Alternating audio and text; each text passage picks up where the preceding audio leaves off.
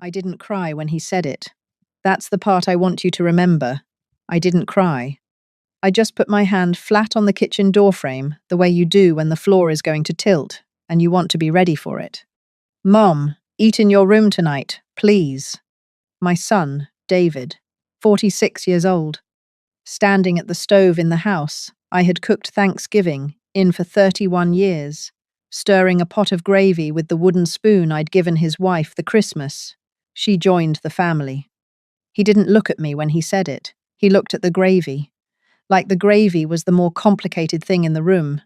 Behind him at the dining table, I could hear Elena's voice, my daughter-in-law, telling the guests something about place cards.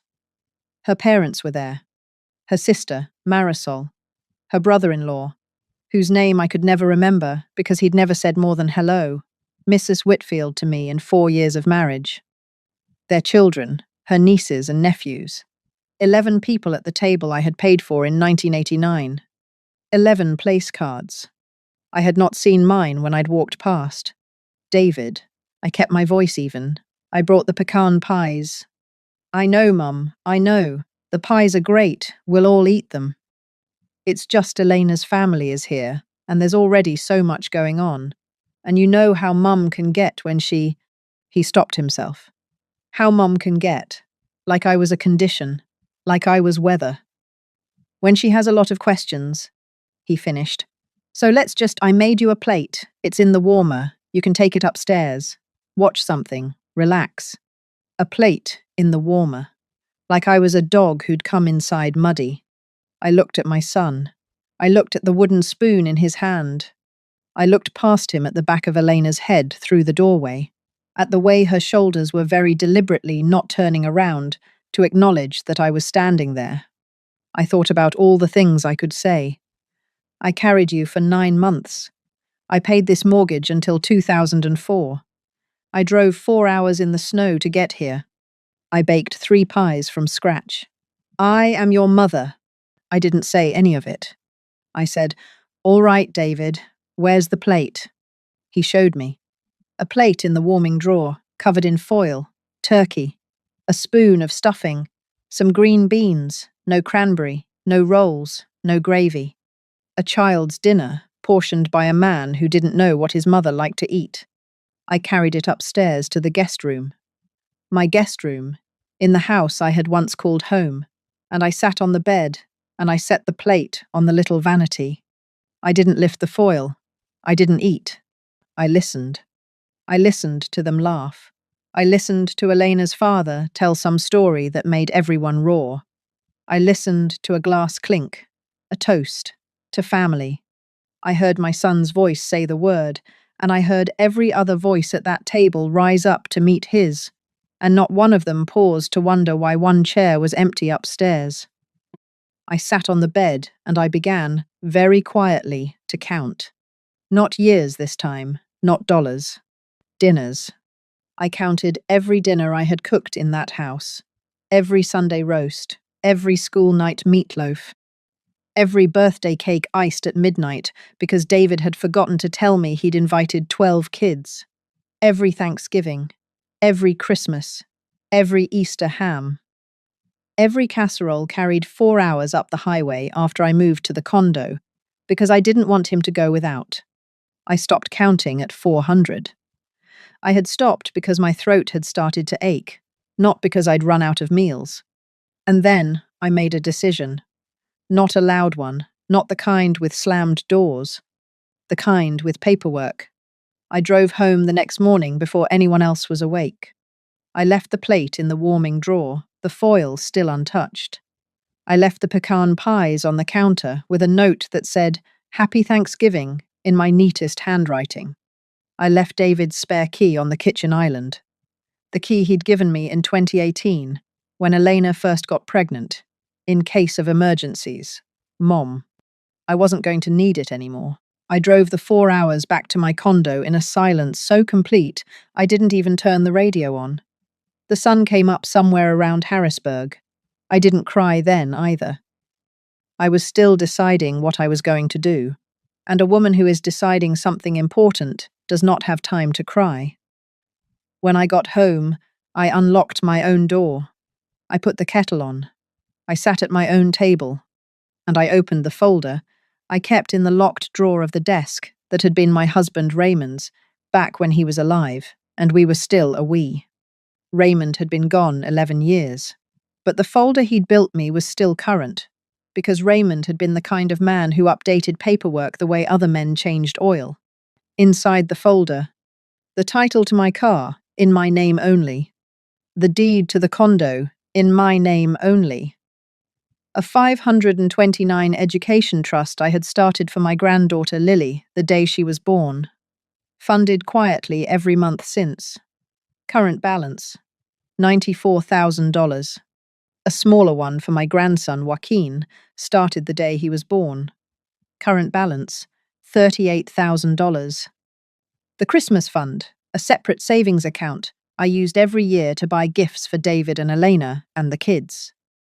Current balance, $6,200, because I'd just topped it up in October for this year. The David Fund, an account I'd kept since my husband died, quietly feeding it $200 a month, earmarked for David in my will. Balance, $71,400. And underneath all of that, a single sheet of paper I had almost forgotten.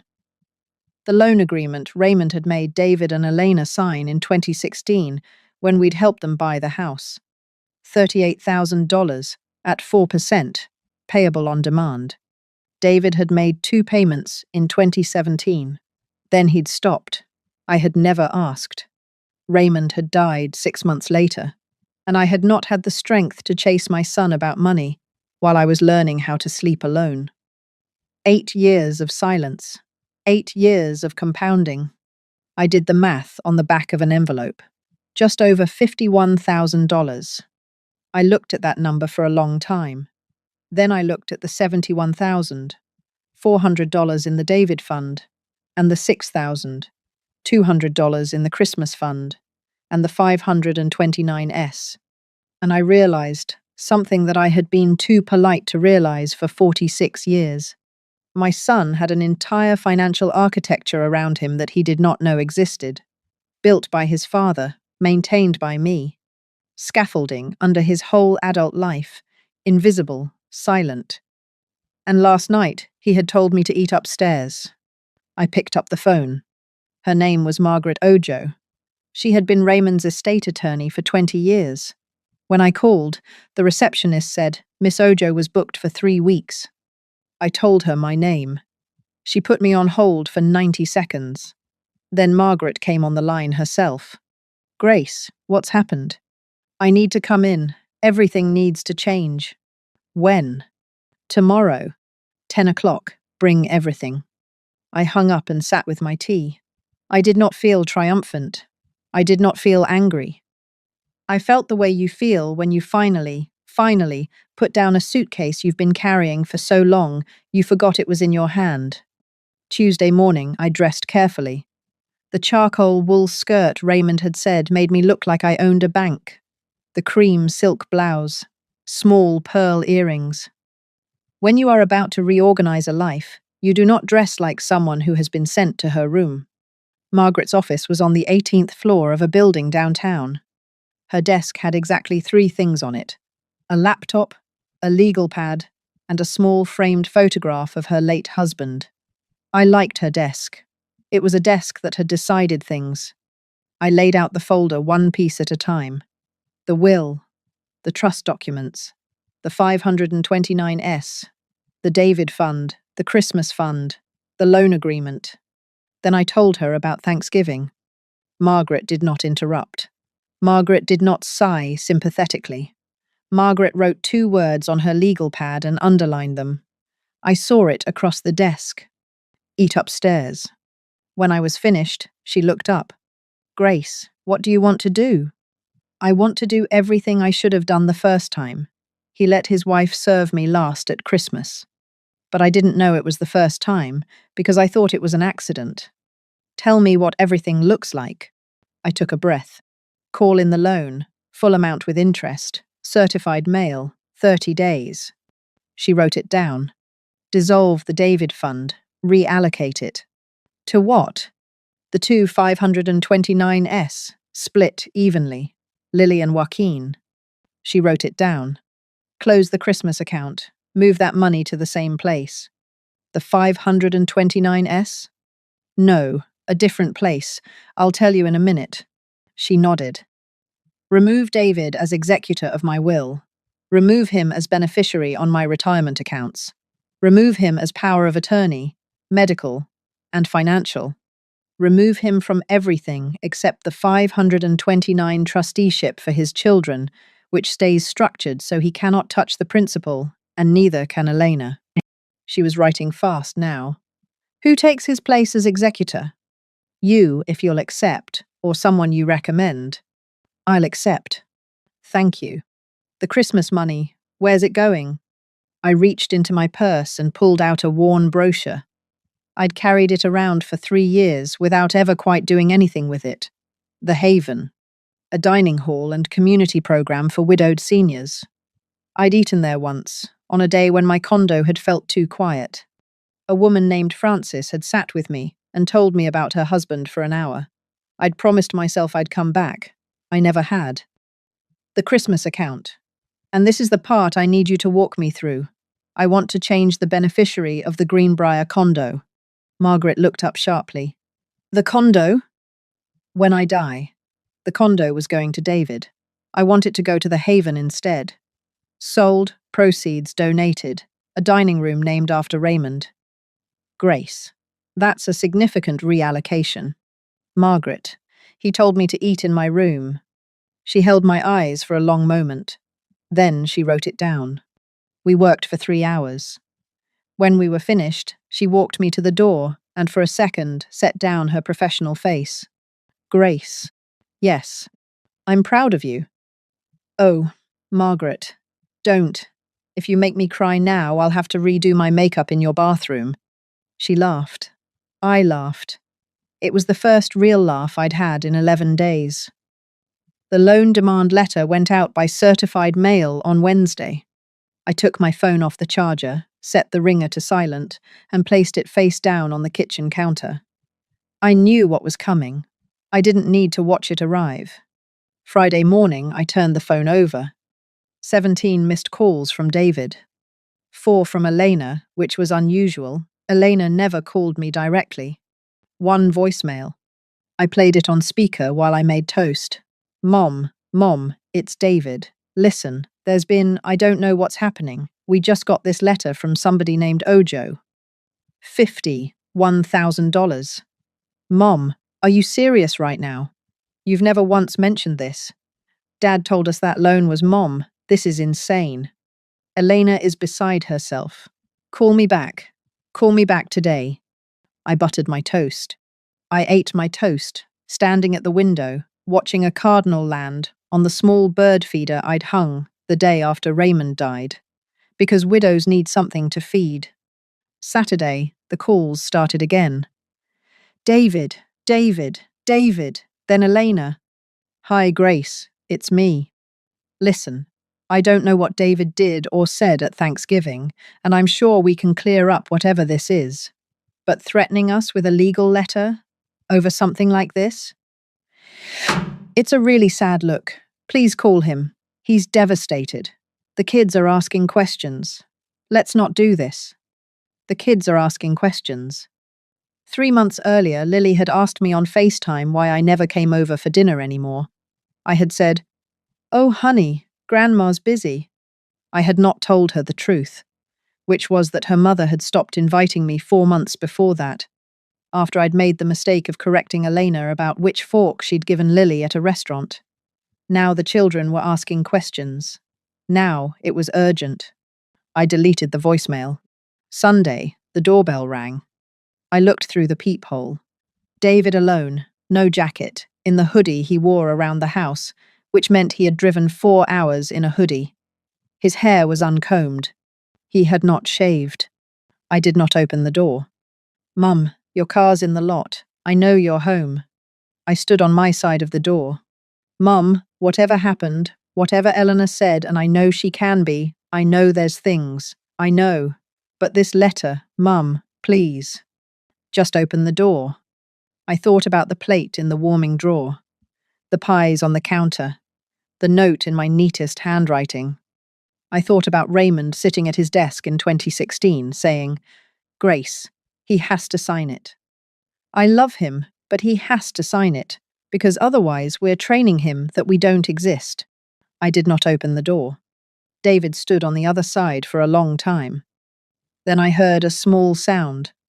I hadn't heard from him since he was 12, the year his father had caught him in a real lie and sent him to his room to think about it. It was the sound of a grown man realizing that, this time, nobody was coming down to get him. He left. I made tea. On Monday, I called the Haven. The woman who answered was named Beatrice. When I told her I was considering making a significant gift, she said, "Oh, honey, don't be one of those callers who wants to be thanked before you've even written a check. Come have lunch. It's Pot Roast Tuesday." I laughed out loud in my own kitchen. I had not been spoken to like that by a stranger in years. I went to lunch. The Haven was a converted old-school building in a neighborhood I had never once driven through in 30 years of living, 2 miles away. Beatrice met me at the door in a cardigan that had obviously survived a grandchild. The dining hall held maybe 60 people, widows, widowers, a few couples who came together because the company was better than their own kitchens. Frances, the woman who had once told me about her husband, was there. She remembered me. She waved me over. I ate pot roast at a round table with 6 strangers who, within 20 minutes, were not strangers. A man named Horace had been a postal carrier for 40 years. A woman named Delphine had once been a church organist. Frances's husband had died on a Tuesday in 2019, and she had not, she admitted, really eaten a proper meal since until she'd started coming here. Nobody asked me what I did for a living. Nobody asked me about my children.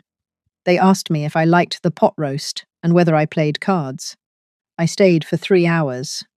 On the way out, Beatrice walked me to the door and said, very gently, "Grace, whatever it is you came here to figure out, you figured it out, didn't you?"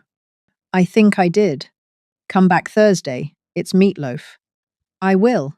I sat in my car in the parking lot of the Haven for a long time, not crying, just sitting, listening to the heater tick, thinking about how I had almost allowed my son and his wife to turn me into a woman who ate alone in a guest room while her family toasted each other downstairs, and how close I had come, so close, to accepting that as the shape of the rest of my life.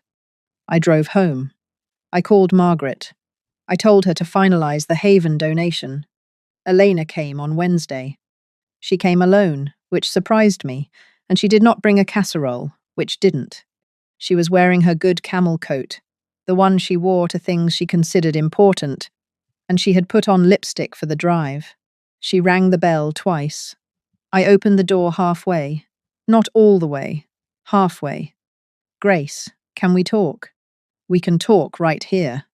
She glanced past me into the foyer, where she had clearly expected to be invited. She rearranged her face. "I think there's been a terrible misunderstanding. I think David handled Thanksgiving badly, and I think I know he said things he shouldn't have. He's heartbroken." This letter, though, Grace. $51,000. We can't. There's no way. Lily's orthodontist is. We're stretched. We. Elena. She stopped. "I'm going to ask you a question. You don't have to answer it out loud. I just want you to hear it, all right?" "Okay." "When David told me to eat in my room on Thursday, did you know he was going to say it? Or did he surprise you?" She opened her mouth, closed it. Her silence was the answer. It was always going to be the answer. I had just wanted to see her face when I asked. "Grace, you made 11 place cards, Elena.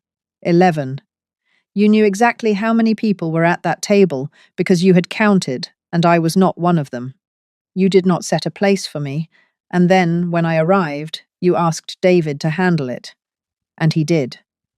He handled it by telling his mother to eat upstairs. You did not have to say the words, you just had to arrange the chairs. Her face did the thing Brittany's and Elena's have always done in my kitchen. It went the blotchy red of a woman who is not used to being described accurately. That's a terrible thing to say.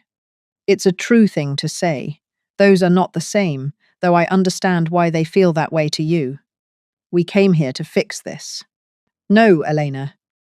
You came here because you got a legal letter, and you thought you could charm me out of it the way you've charmed David, out of every conversation he should have had with me for 10 years. I'm not angry with you. I want you to know that. I'm not even hurt anymore. I'm simply done. She stood on my porch in her camel coat. You're being cruel. I'm being clear. She turned. She walked to her car.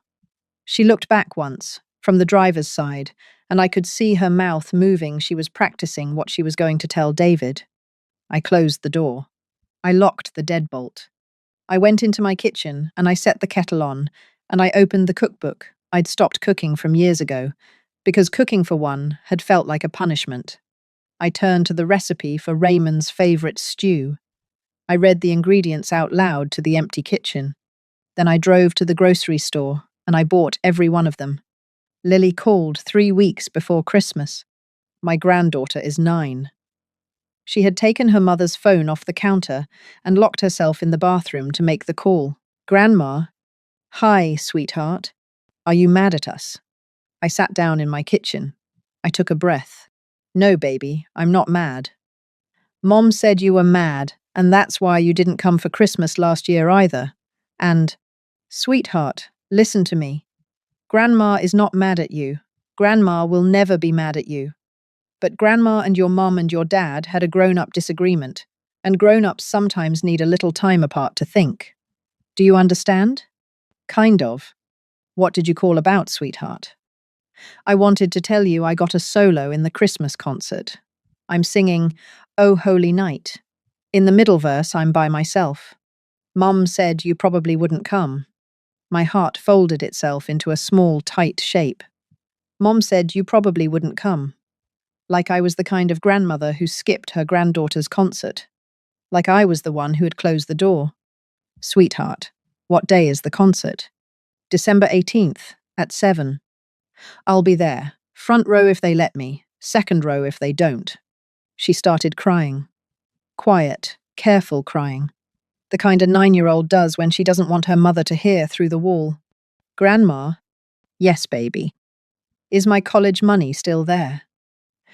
Oh, so that was what she had overheard. Lily, listen to me very carefully. Your college money is in a safe place where no one can ever touch it, except you, when you're old enough. It has been there since the day you were born. It will be there when you're ready for it. That will never change. Do you understand? Yes, Grandma. And Joaquin's? His too, I promise. She exhaled, the way only a child can exhale, like she had been holding a breath for weeks. Okay.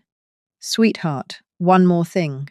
Whatever your parents say about me, whatever they tell you Grandma is doing, you can always, always call me and ask me the truth.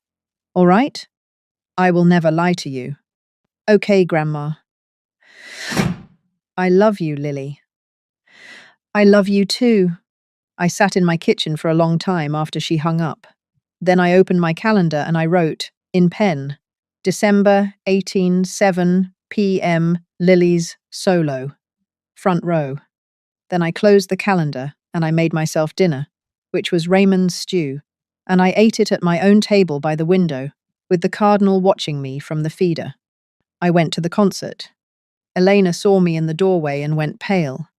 David stood up halfway out of his seat and then sat back down, because what was he going to do? Ask his mother to leave a public elementary school auditorium? I walked past their row without looking at them. I took a seat 3 rows up, on the aisle, alone. Lily saw me from the risers. Her whole small face cracked into a smile so bright. I had to look down at my program for a second, so I wouldn't cry in front of strangers. She sang her verse. Alone. In the middle of Oh Holy Night, which is a song about a soul feeling its worth. She sang it like a little girl who had just been told, for the first time in months, that she was safe. When the concert ended, Elena tried to intercept me in the aisle. I held up one gloved hand, the way a woman directing traffic does, and she stopped. Just stopped. I walked past her, and I knelt down at the edge of the stage, and I opened my arms, and Lily jumped off the risers and into them. And I held her for long enough that the auditorium lights came up around us. Over her shoulder, I looked at my son. David was crying, openly, in public, in a folding chair in an elementary school auditorium. I held his daughter. I didn't say a word to him. I did not need to. My silence was a sentence he had written himself. His letter came the week after Christmas. No return address. His handwriting. Mom, I've been trying to write this for weeks. I keep starting over. I don't know how to say it right. I know what I said at Thanksgiving. I know I let Elena set a table without you on it. I know Dad would never have let that happen, and I know he would be ashamed of me, because I am ashamed of me. I'm not writing to ask you to undo anything. I'm not going to mention the loan. I am writing because I watched you hold my daughter after her solo, and I understood, for the first time in a long time, that my mother is a person and not a resource. I don't know how to be better yet. I'm in counseling. Elena is not, and I don't know what that means. I just wanted you to know, your son, David. I read it twice. I put it in a drawer. Not the trash, not a frame, a drawer. Some apologies need to sit in a drawer for a long time before they become anything else. That's not cruelty. That's honesty with a handle. On New Year's Eve, I went to the Haven. Beatrice had organized a small dinner for anyone who didn't have family plans, which was most of us. Francis was there. Horace was there, in a sweater his late wife had knit him, in 1998 that he wore every year. Delphine played Auld Lang Syne on the dining hall piano, and we all sang, and most of us cried, and nobody apologized for crying. At midnight, I stood with a plastic cup of sparkling cider in my hand, and I thought about the plate in the warming drawer. I thought about a woman. I had almost become a woman who eats upstairs, who accepts a child's portion, who carries pies 4 hours up the highway to a table with no chair for her. I thought about how close I had come, and how quietly I had stepped back from that cliff. I thought, he said, "Mum, eat in your room." And I had answered, not with my voice, with my life. I came home, and I wrote one line in the small notebook I had started keeping on my nightstand. They gave me a plate upstairs, so I set a table somewhere else. Then I turned out the light, and I slept the way a woman sleeps, when she has finally stopped waiting to be offered a seat at a table she had paid for, cooked at, and outlived the right to beg for.